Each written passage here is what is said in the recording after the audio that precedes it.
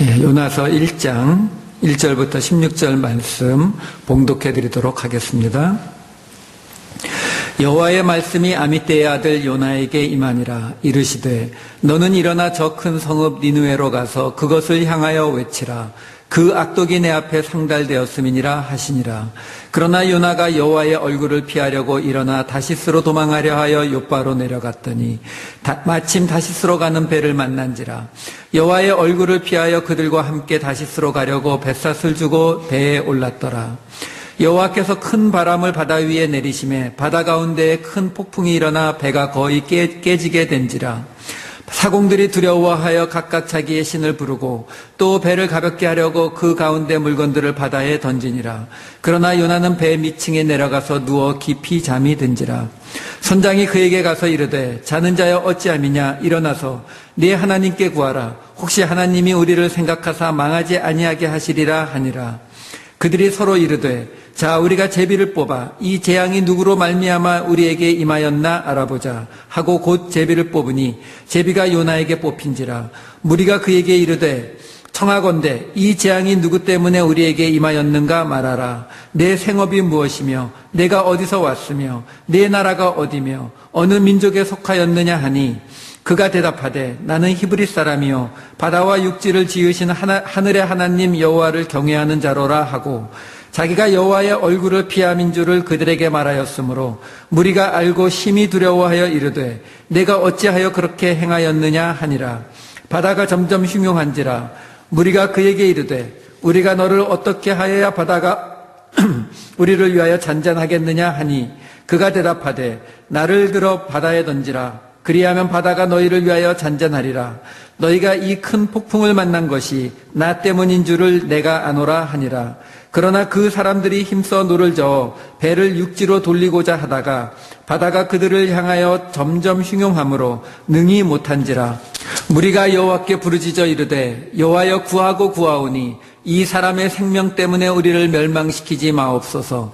무죄한 피를 우리에게 돌리지 마옵소서. 주 여호와께서는 주의 뜻대로 행하심이니이다 하고 요나를 들어 바다에 던짐에 바다가 뛰노는 것이 곧 그친지라. 그 사람들이 여호와를 크게 두려워하여 여호와께 제물을 드리고 서원을 하였더라. 아멘. 새해 첫 예배입니다. 첫 주일 예배. 올 한 해 하나님이 주시는 은혜가 가득하게 되기를 우리 함께하는 교회 사랑하는 모든 성도님들에게 우리 주 예수 그리스도의 이름으로 축원합니다. 오늘 말씀은 요한복음 요나서를 읽고 말씀은 요한복음으로 시작할까 합니다. 요한복음 8장에 보면은 예수님께서 이렇게 말씀하시는 장면이 나옵니다. 나는 세상의 빛이니 나를 따르는 자는 어둠에 다니지 아니하고 이렇게 시작되는 말씀이 있어요.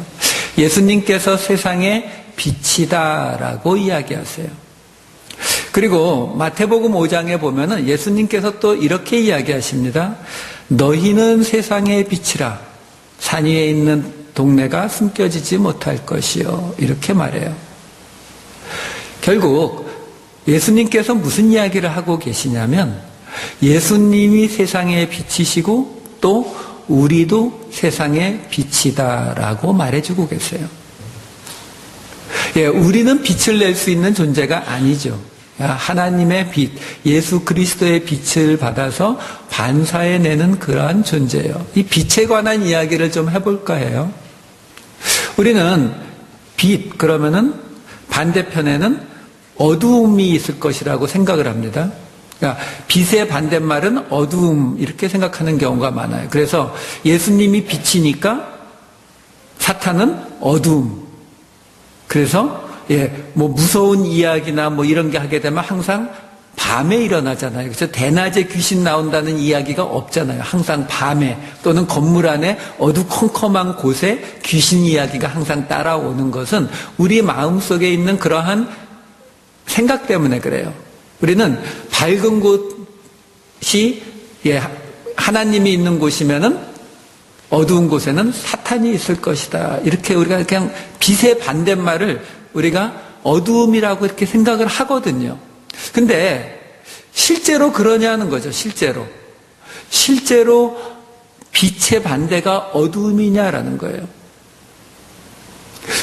깜깜한 곳에, 여기 밤에 여기 불을 다 끄면 깜깜하잖아요. 어두워요. 그 어두운 곳에서 불을 탁 켜면 빛이 쫙 비치면서 어떻게 돼요? 밝아져요. 그렇죠? 그러니까 어두움이 있는 곳에 빛이 들어오면 밝아지는 게 맞아요. 그렇다면 어두움이 빛의 반대라면 빛이 있는 곳에 어두움이 들어오면 깜깜해집니까? 그런 건 없어요. 그렇죠? 이 밝은 곳에 어두움이 들어올 수가 없죠. 이게 빛과 어두움의 차이예요. 반대말이 아니다라는 거예요. 우리가 빛이라고 하는 것이 하나님을 의미하고 어두움이라고 하는 것이 흔히 죄, 사탄 이렇게 생각을 하는 경우가 많이 있거든요. 그렇게 비유하는 건 큰 문제가 되지 않아요. 그런데 우리는 이 두 대상을 자꾸 반대의 개념, 동등한 개념으로 자꾸 놓고 있기 때문에 거기에서 연관되는 죄의 개념까지도 자꾸 우리가 거기에 넘어가게 되어 있다는 거예요. 무슨 말이냐면은 우리가 죄를 짓는 것이 우리가 지금 빛 가운데 거하고 있는데 지금 저와 여러분들처럼 이렇게 밝은 곳에서 예수님이 세상의 빛이라고 했으니까 그 예수님의 빛 안에서 우리가 이렇게 거하고 있는데 어느 날 갑자기 어두움이 사탄이 우리를 확 공격해가지고 우리가 그 어두움 속에 빠지면서 우리가 죄를 짓게 되느냐라는 거예요. 아니라는 겁니다, 여러분. 우리가 죄악 속에 있을 때, 어두움 속에 있을 때에 빛이신 예수 그리스도가 들어오면서 빛이 비춰지게 되면 그 죄가 없어지고 그 어두움이 없어지는 건 맞아요. 이거는 맞지만 이 반대는 성립되지 않는다는 거예요. 우리가 예수 안에 있는데 사탄이 우리를 쳐들어와가지고 우리를 죄로 끌고 가는 게 아니다라는 거예요. 그게 아니라 어두움은 뭐예요? 어두움은 빛이 없는 상태를 어둡다라고 해요. 어둠이라고 하는 것이 존재하는 게 아니죠. 빛은 존재하는 거예요.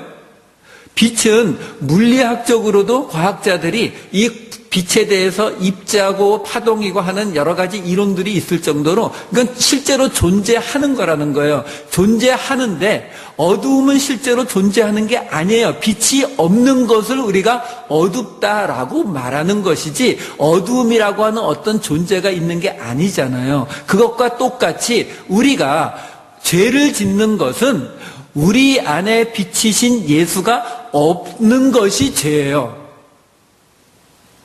이게 정확히 오셔야 돼요. 우리가 자꾸 어떤 생각을 하게 되냐면 빛과 어두움이 반대라고 생각을 하게 되면은 우리는 어두움을 피하면 빛이 생길 거라고 본다고요. 다시 말해서 죄를 안 지으려고 노력하면 그것이 예수를 믿는 게 되느냐는 거예요. 아니라는 거예요. 이 세상의 바깥에 죄 안 짓고 착하게 살아가는 사람들 많이 있어요. 그러면 그 사람들은 죄를 짓지 않고 착하게 살아가니까 그러면 구원 받아요? 아니요, 못 받잖아요. 왜? 예수를 믿지 않으면 구원 못 받는 거거든요. 그러니까 예수를 믿는 그 믿음이 없는 곳에 죄가 들어가는 것이고 그 예수가 없는 상태를 우리는 어둠, 죄 이렇게 이야기하는 것이지 우리가 어두움을 피해서 달아난다고 해서 빛으로 가게 되지 않는다는 거예요. 지금 제가 이 이야기를 미리 드리는 까닭은 하나님께서, 예수님께서 우리를 세상의 빛이라고 불렀다는 거예요. 그 이야기는 무슨 얘기를 가져오냐면 지금 세상이 말세라고 이야기하잖아요. 물론 2000년 동안 계속 말세라고 이야기하고 있지만 어쨌든 세상을 볼 때 세상은 항상 어둡고 세상은 죄가 가득한 세상이 맞아요. 그런데 그 세상이 그렇게 죄가 가득하게 된 이유가 뭐냐라는 거예요. 왜 세상에는 죄가 가득할까요? 간단한 이야기예요. 사탄이 와서 세상을 집어삼켜서 그렇게 된 것이 아니라 세상에 예수 그리스도가 없기 때문에 그렇게 되는 거예요. 세상에 빛이 없으니까 어두운 것이지 빛이 있었는데 거기에 사탄이 들어와서 거기를 어둡게 만든 게 아니다라는 거죠. 자, 그러면 세상이 어두워진 이유가 뭐예요? 빛이 없어서. 빛이 왜 없어요? 우리가 세상의 빛인데 우리가 그 빛을 발하지 않으니까 어두워진 거예요. 여러분, 지금 우리 기독교가 세상에서 욕을 많이 먹잖아요. 그렇죠? 욕을 많이 먹어요. 예, 잘못한 것도 많이 있는 게 맞는데요. 본래요, 세상은 예수 믿는 사람들을 욕하게 되어 있어요. 언제요? 우리가 그 세상을 밝혀주지 못하면요. 세상 사람들도 알거든요. 자기들을 이 속에서 구원할, 자기들에게 그 빛을 보여줄 사람들은 우리밖에 없다는 거 알아요. 여러분, 한국에서 물론 우리 기독교가 그동안 잘못한 것도 많지만 다른 종교에는 잘못한 분들이 없는 건 아니거든요. 그럼에도 불구하고 왜 우리만 맨날 그렇게 욕을 먹게 되는지 아세요? 다른 종교는 그들이 세상을 밝히는 그 빛의 역할을 해야 되는 의무가 없다고요. 세상을 밝히는 그 빛의 역할을 해야 되는 의무를 가진 것은 우리예요, 우리. 그렇기 때문에 우리가 그 세상을 밝혀야 되는데 밝히지 않으니까 당연히 우리는 욕을 먹을 수밖에 없는 거예요. 이게 빛의 이야기예요. 우리는 세상의 빛으로 부름을 받았다고요. 여러분, 빛이 비치면 어떻게 돼요? 빛은 두 가지 속성을 가지고 있잖아요. 하나는 밝아져요. 빛이 비치면 밝아진다고요. 어두컴컴한 곳에 앉아 있으면 좀 지저분한 게 있고, 그렇죠? 화장 망가진 게 있어도 잘 안 보여요. 하지만 밝은 빛 아래 나서게 되면 다 보인다고요. 네. 밝아져서 모든 것이 다 보이게 되는 것이 빛의 속성의 한 가지고, 또 한 가지는 뭐예요? 빛이 비치면 따뜻해져요. 겨울이 되면 햇빛 비치는 곳에 이렇게 가서 서 있게 되잖아요.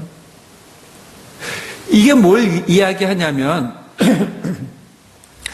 우리가 세상의 빛이다라고 말씀하시는 그 예수님의 말씀은 우리를 통해서 우리가 이 세상에 대해서 해야 될 일이 뭐냐면, 한 가지는 이 세상의 더러운 것들을 밝히 보여주는 역할을 해야 되는 거예요. 우리가 가서 세상의 빛, 예수 그리스도의 빛을 비추게 되면 그 세상이 모르던 그 죄악된 모습들이 드러나게 되는 것이 첫 번째예요. 그 다음에 두 번째는요. 두 번째는 그 죄 지은 사람들, 어둡고 추운 곳에서 떨고 있는 사람들에게 따뜻한 장소를, 따뜻함을 제공해 주는 것이 우리가 할 일이라는 거예요. 세상의 빛이다, 너희는 세상의 빛이라 라는 그 예수님의 말씀은 어떤 것을 포함하고 있냐면, 우리를 통해서 세상의 죄악됨이 드러나고, 그리고 그 죄악 속에 있는 사람들을 품어 안을 수 있는 자리가 바로 우리에게서 이루어져야 된다라는 거예요. 오늘 이 요나서 말씀을 보면 요나가 지금 니느웨로 가서, 아수르의 수도인 니느웨로 가서 복음을 전하라는 그 하나님의 말씀을 거부하고 도망가려고 다시스, 스페인으로 가는 배를 타고 도망가 버려요. 그렇다가 그 배를 하나님께서 풍랑에 빠지게 해서 생기는 이야기를 지금 하고 있어요. 이 배가 왜 풍랑, 쉽게 말하면 고난 속에 왜 빠졌어요? 요나 때문에요. 그리고 그 풍랑으로부터 어떻게 건짐을 받았어요? 요나 때문에요. 여러분, 이게 예수를 믿는 우리가 이 세상에 대해서 가지고 있는 거예요. 여러분, 하나님은요, 예수를 안 믿는, 하나님을 안 믿는 사람들에 대해서는 전혀 관심이 없어요. 그들이 어떻게 살아가든 관심이 없어요. 그들이 이 세상에서 최고의 자리에 올라가서 살든 바닥에 내려가서 살든 관심이 없다고요. 왜? 하나님이 보시기에 어차피 그들의 수명이 끝나는 걸로 그냥 끝이잖아요. 어차피 그거는 하나님 보시기에 그들이 인생 70년, 80년을 얼마나 잘 살든 얼마나 못 살든 아무 관심 없어요. 하나님의 관심은 하나님의 사람들에게만 있거든요. 그렇기 때문에 그 하나님의 사람을 깨닫게 하기 위해서는 하나님은 이 세상 전체를 들여서라도 사용하신다는 거예요. 그거를 우리가 흔히 뭐라고 이야기해요? 천하보다 더 귀한 한 영혼이라 그러잖아요. 여러분, 천하보다 더 귀한 한 영혼이 그냥 당신은 귀해요 라는 이런 용도로 사용하시는 게 아니라 하나님의 말씀은 그렇지 않잖아요. 그 말은 뭘 의미하냐면 우리 한 사람을 구하기 위해서는 이 천하를 다 망가뜨려서라도 구하겠다라는 거예요. 지금 이 요나 한 사람 때문에 이 배가 풍랑 속에 들어가고 요나 한 사람 때문에 거기에서 다시 나오게 되잖아요. 이게 세상의 빛으로 부름받은 우리의 모습이 되어야 된다라는 거예요. 자, 요거까지를 하고요. 우리 이제 요나서를 쭉 따라갈게요. 자, 이 요나가 배에 타서 가는데요. 왜 배를 탔어요? 아수르의 수도인 니느웨에 가서 그 복음을 회개하라는 그 말씀을 전하라는 그 하나님의 말씀이 싫어서 배 타고 도망갔거든요. 사실 어떻게 보면요, 당연해요. 왜 당연하냐면 구약에서는 이방인을 구원한다는 개념 자체가 전혀 존재하지 않습니다. 구약은 아브라함의 자손만 구원하게 되어 있는 거잖아요. 그리고 지금 이 요나가 대략 예수님 이전 한 750년 전 사람이에요. 그러면 모세로부터 따지면 약 또 한 750년 이후 사람이거든요. 그 750년 동안 이방인을 구원한 적이 없어요. 아브라함의 후손만이 하나님의 구원을 받게 되어 있었다고요. 그런데 갑자기 하나님께서 아수르에 가서 하나님의 말씀을 전해서 그들이 멸망당하지 않게 하라라는 이 말이 떨어진 거예요. 이게 받아들여지겠냐고요. 거기다가 이 아수르는 어떤 나라예요? 예, 대략 이때로부터 한 30년 후에 BC 722년에 북이스라엘, 이 요나는 북이스라엘 사람이에요. 북이스라엘을 멸망시키는 나라가 바로 이 아수르예요. 이때도 이미 여러 번 북이스라엘을 침공했던 나라라고요. 우리식으로 말하면 원수의 나라예요. 그 원수의 나라, 이방인인 것도 이가 갈리는데 우리를 몇 번씩 침공했던 그 원수의 나라들이 멸망당하게 되면은 박수를 치고 좋아해야 될 상황인데 가서 그들로 회개하게 하라니까 당연히 요나가 노하는 거예요. 싫다는 거죠. 왜 그 인간들을 내가 왜 하기 위해서 가야 됩니까? 라고 해서 배를 타고 도망가 버린 거예요. 그런데 그렇게 도망간 이 요나에게 지금 하나님이 어떤 상황으로 밀어넣는지를 보세요. 오늘 본문 안에 보면은 배가 풍랑에 들어가서 빠지게 되니까 도대체 이 일이 왜 일어났을까를 따지기 위해서 제비를 뽑았더니 딱 요나가 잡혔어요. 그 선장이 묻죠. 너 어떻게 된 거냐라고 물으니까 요나가 대답해요. 사실은 내가 하나님의 말씀을 따르지 않고 도망갔다. 자, 요나 때문에 이 배에 있는 모든 사람들이 지금 고난 속으로 빠져들어갔어요. 요나가 이야기하죠. 나를 바다에 던지면 바다가 잔잔해질 거다. 여러분, 여기서 요나가 지금 자기를 바다에 던지라, 자기가 죽겠다라는 거죠. 누굴 위해서요? 이 배와 배를 탄 사람들을 위해서. 그 사람들이 누구예요? 이방인들이에요. 지금 오늘 본문에 보면은 그들이 뭐라고 이야기하냐면 이렇게 이야기하잖아요. 사공들이 두려워하여, 5절에 그렇게 나와요. 사공들이 두려워하여 각각 자기의 신을 부르고. 유대인은 아니라는 거거든요. 지금 이 요나가 이방인에게 복음을 전하기 싫어서 도망을 갔는데 지금 하나님께서 이 요나를 어떤 자리로 갖다 집어넣고 있냐면 그 이방인들을 위해서 죽는 자리로 갖다 놓고 있는 거예요. 이게 굉장히 놀라운 거죠. 여러분, 이때로부터 거의 800년이 지나서 오순절날 성령을 받은 베드로조차도 하나님께서 이방인 고넬료의 집에 가서 복음을 전하라고 하기 그 직전에 환상을 통해서 부정한 동물들을 보여주면서 먹으라고 하잖아요. 그때 이미 성령을 받은 상태라고요. 성령이 안에 와 있는 예수님의 수제자 베드로가 하나님께서 나타나셔서 그 환상을 보여주시는데 어떻게 했어요? 안 먹겠다고 하잖아요. 왜 그랬어요? 하나님이 왜 그 환상을 보여주셨어요?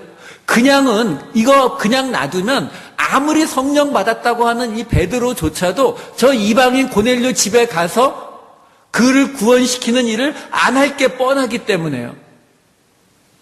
근데 그 사건이 지금 이 요나의 사건 이 상황에서부터 800년 후라고요. 800년.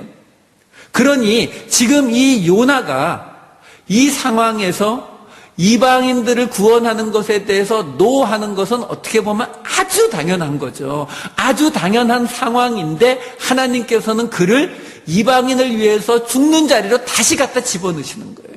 그것도 요나 스스로 이야기하죠. 나를 바다에 던져라. 그렇죠? 요나는 자기가 깨닫지 못하는 사이에 자기가 이방인을 위해서 죽임을 당하는 바로 예수님이 행하셨던 그 십자가를 지는 그 자리에 가고 있는 것을 스스로 그 자리에 가는 거예요, 지금. 여러분, 우리가 이 사도행전을 읽다 보면요, 사도행전에는 굉장히 드라마틱한 이야기들이 많이 나오잖아요. 오순절날 성령이 임하는 거에서부터 병자를 일으키고 죽은 자를 일으키고 하는 놀라운 일들이 많이 나오는데, 저는 개인적으로 이 사도행전에서 가장 드라마틱한 성령의 역사를 꼽아라 그러면 사도행전 15장에 나오는 예루살렘 회의를 꼽아요. 이것은 어떤 기적이 나타나는 장면이 아니지만 도리어 성령의 역사하심을 가장 뚜렷이 볼 수 있는 장면이에요. 이게 뭐냐면 이 사도행전 15장에 나오는 예루살렘 회의가 어떤 회의냐면, 그 당시 예수님의 사도들은 주로 예루살렘에 있었어요. 예루살렘에서 초대교회 예루살렘 교회를 세우고 거기에 다 있었거든요. 그런데 사도 바울은 저 외곽에서 혼자 복음을 전하고 다녔잖아요. 여러분, 그 당시 이 예루살렘에 있었던 예수님의 사도들 입장을 한번 생각해 보세요. 여러분들이 베드로라 생각하시고 여러분들이 야고보, 요한이라고 생각해 보세요. 지금 우리는 예수님과 3년을 같이 했어요. 예수님과 3년 동안 함께 먹고 함께 배우고 그동안 예수님이 행하신 모든 기적을 다 목격한 사람들이에요. 그랬는데 우리는 쉽게 말하면 정통 사도예요. 정통 사도, 원조 사도. 그런데 어느 날 갑자기 어떤 한 사람이 자기도 사도라고, 자칭 사도라고 하면서 돌아다니는 거예요. 멀리 다른 나라 돌아다니니까 열심히 해라 하고 내버려 둘 수 있잖아요. 그렇죠? 예루살렘에 오는 건 아니니까. 근데 문제가 뭐예요? 그 사도 바울이 어떻게 이야기하고 다녀요? 그 모세의 모든 율법을 안 지켜도 된다. 안식일 안 지켜도 된다. 할례 안 받아도 된다. 음식 아무거나 먹어도 된다. 이러고 다니는 거예요. 결국은 그게 문제가 돼서 이 바울과 바나바가 예루살렘으로 와요. 그래서 예수님의 이 제자들과 함께 회의를 엽니다. 그것이 사도행전 15장에 나오는 예루살렘 회의예요. 이 예루살렘 회의에서 놀라운 일이 벌어져요. 뭐가 놀라운 일이냐면 어떤 기적이 일어난 것이 아니라 이 예수님의 제자들이 사도 베드로가, 사도 야고보가 그 사도 바울이 주장하는 그 모든 것들을 그대로 인정하고 받아준다는 거예요. 여러분, 우리가 그 입장이 되면 이게 가능하겠는지 생각해 보세요. 적어도 우리 마음에 그런 마음이 있지 않겠어요? 그래도 우리가 예수님의 직계 제자고 사도들인데 우리가 우리 예루살렘 교회의 권위는 좀 세워야 되지 않을까? 사도 바울이 지금 이렇게 다 안 해도 된다라고 이야기하는데 다 양보해 줄 수는 없고 그래도 한두 개는 양보하고 한두 개는 또 우리 예루살렘 교회의 이름으로 그거는 안 된다라고 해야 우리도 좀 권위가 서지 않겠느냐, 이 정도 생각이라도 하지 않겠냐고요. 어디서 온 사람인지도 모르는 사람을 그냥 무조건 다 인정하고 그 사람이 말하는 1500년 동안 내려온 그 모세의 율법에 대한 그 모든 부인을 그대로 인정하는 일이 가능하겠냐는 거죠. 근데 그 일이 벌어졌다는 거예요. 이것이야말로 성령의 역사가 없이는 불가능한 일이라는 거예요. 성령의 역사는 항상, 제가 어제도 말씀드리고 그저께도 말씀드렸지만, 성령의 역사가 임하게 되면 우리에게 나타나는 것은 낮은 자리로 내려가는 거예요. 섬기는 자리로 내려가는 거거든요. 이 사도행전에서요, 여러분, 우리도 사도행전에 나오는 것 같은 그러한 놀라운 성령의 충만함을 받으면요, 우리도 밖에 나가서 병든 자를 고치고 우리가 손을 얹으면 사람들이 죽은 자도 일어나고 이렇게 되면은요, 우리도 감옥 갈 수 있어요. 감옥 가서 찬양할 수 있다고요, 여러분. 충분히 그렇게 할 수 있어요, 우리도. 그거는 누구나 할 수 있어요. 내게 그러한 능력이 주어진다면요, 할 수 있다고요. 여러분 생각해 보세요. 제가 지금 목사인데 제가 지금 손을 얹으면 죽은 자가 탁탁 일어난다고 생각해 보세요. 그럼 여러분들이 우리 목사님 하고 이 자리에 막 수천 명 모이잖아요. 그럴 때 어떤 사람이 저를 고소해서 제가 감옥에 간다고 제가 흔들릴 것 같아요? 안 흔들립니다. 그 정도 가지고는 안 흔들려요. 설사 죽인다고 해도 흔들리지 않는다고요. 왜? 나를 따르는 사람들이 그만큼 많기 때문에요. 도리어 그것보다 훨씬 더 어려운 게 뭐냐면, 그렇게 나를 따르는 사람이 많이 생기고 사람들이 어느 정도였어요? 사도행전에서 나를 신이라고 알고 베드로를 섬기려고 하는 사람들도 있었잖아요. 그러한 상황 속에서 내가 가진 것을 주장하지 않고 도리어 내가 가진 그 기득권을 내려놓는 자리로 간 것이 이 예루살렘 회의라는 거예요. 그래서 이것이 진정 성령이 계신 증거로 나타나는 거예요. 이것이 지금 우리가 이 세상에 빛된 모습으로 살아가는 모습이라는 거예요. 여러분, 저는 올 한 해 2015년에 우리 교회의 표어를 열려있는 교회, 깨어있는 교회 이렇게 잡았어요. 여기에서 이 열려있다라는 말은요, 나와 다른 사람에게 열려있는 것을 이야기해요. 나와 똑같은 사람, 나와 생각이 같고 나하고 같은 길을 걸어가는 사람에게 열린 거는 그건 당연한 거예요.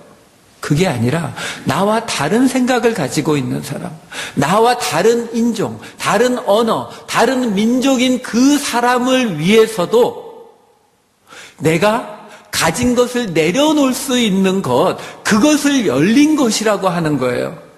여러분, 예루살렘 교회가 이 사도 바울의 그 이야기를 받아들인 것이 예루살렘 교회에게 어떤 이익이 됐을 거라고 생각하세요? 아니요. 손해가 되면 됐지 절대로 이익이 되지 않습니다. 저는 그것을 제가 섬겼던 파사데나 교회에서 경험을 했어요. 파사데나 교회는 미국 회중과 한인 회중과 스페니시 회중이 같이 있는 교회였거든요. 그러면 이 미국 회중이 한국 사람과 히스패닉 사람들을 자기 교회의 멤버로 받아들여서 함께 지냈을 때, 여러분들 백인들 아시잖아요. 그분들이 교회가 감소해요. 왜? 교회 안에 한국 사람들 아이들 뛰어다니고 히스패닉 사람들 와글와글하고 하니까 그거 싫은 사람들이 교회를 떠나더라는 거예요, 여러분. 그게 현실이잖아요. 그러면 예루살렘 교회는 어땠겠어요?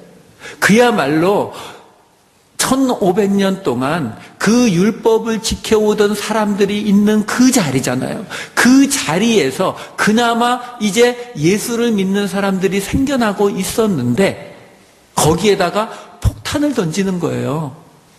사실 그렇잖아요, 여러분. 한번 생각해 보세요. 제가 만약에 그 예루살렘 교회 목사라면 교인들을 붙잡으려면 어떻게 해야 돼요? 할례 받는 거 괜찮으니까 일단 예수만 믿으세요. 이렇게 말하지 않겠어요? 지금 이제 들어올까 말까 하는 사람한테 할례 안 받아도 되고 금식 안 해도 되고 안식일 안 지켜도 되고 이러면 다 떠나버리지 않겠냐고요. 결국 이 예루살렘 교회의 그 결정은 예루살렘 교회를 위한 것이 아니라 이방인들을 위한 결정이었어요. 이 결정이 있었기 때문에 복음이 우리한테까지 올 수 있었던 거예요. 안 그러면 여러분 우리가 지금 할례 받아야 된다고요. 안식일 지켜야 된다고요. 그렇기 때문에 이 일이 열려있는 교회의 모습인 거예요. 지금 요나가 이방인을 위해서 죽는 자리로 나가는 이 모습이 열려있는 교회의 모습이다라는 거예요. 그리고서요, 이 요나가 본문에서 이 제비를 뽑아서 자기가 뽑혔다라는 이 말을 들었을 때 요나가 자기를 바다에 던져라라고 이야기해요.